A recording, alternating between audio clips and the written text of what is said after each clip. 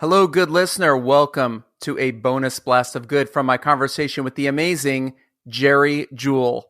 If you haven't listened to our full conversation yet, I highly encourage you to pause this one right here and first go back and check that out. It's just one before this one, not hard to find. It's so good, so inspiring, so funny. In the episode, Geri told us her idol was the one and only Carol Burnett.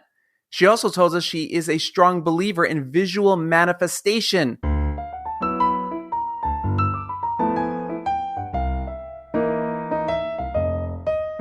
So here's what happened when she willed her favorite comedian into her life and they actually met face to face.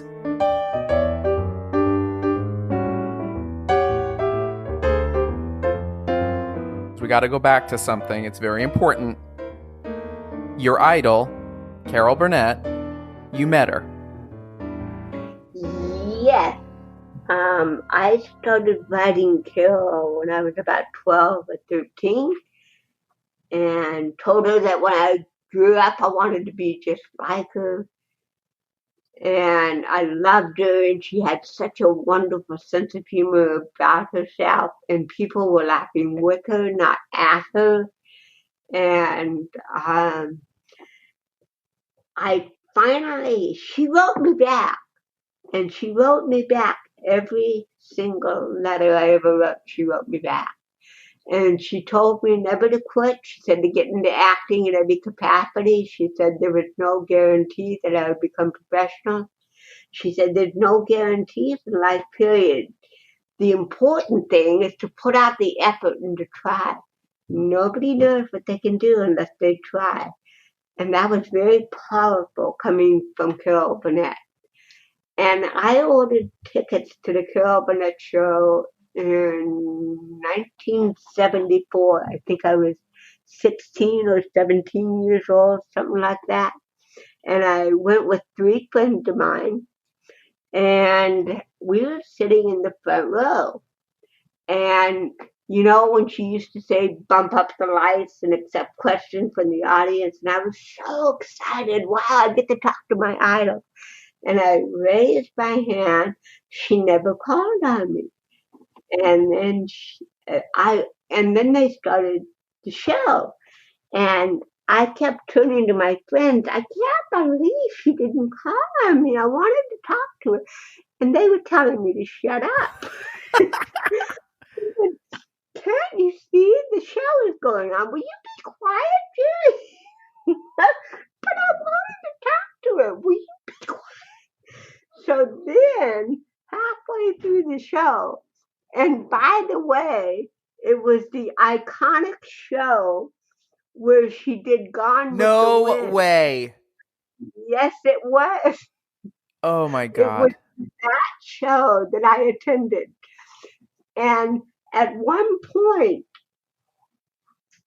Tim Conway cracked up Harvey Korman so bad they had to stop and take a break. And of course, when they took a break, I continued my complaining to my friend. I can't believe she didn't call me. Geri, well, you better think of what to say to her because she's coming over here. Oh, she is not. Yes, she is. It's Audrey. And then I heard Carol Burnett's voice, and she extended her arm. And she said, hi, I'm Carol Burnett. You must be Geri Jewell. And my friend was shocked. I said, yeah, how'd you know? Oh, just a lucky guess. Because I had written her so many letters, and she knew I had cerebral palsy. She put 2 and 2 together. And she said, I want you to know that I love your letters. I adore your poetry. And I put your poetry on my wall in my office so everybody can read it. And I said, wow, thank you, Carol. And she said, thank you, Geri. And I said, Carol, can you do one more small favor for me? And she's trying to do a show. She's like, what is it, Geri? And I said, well, I wrote a paper about you for my English class, and if you sign it, I could get a better grade. God. And she signed it. She signed my paper on Carol Burnett, and I got an A. Unbelievable. Only me.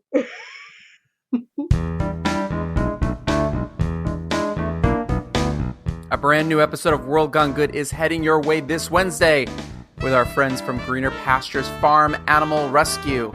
Can I get a big moo-moo? It's a good one you don't want to miss. Catch up on all our episodes wherever you're listening to us right now. And as always, say it with me, be good.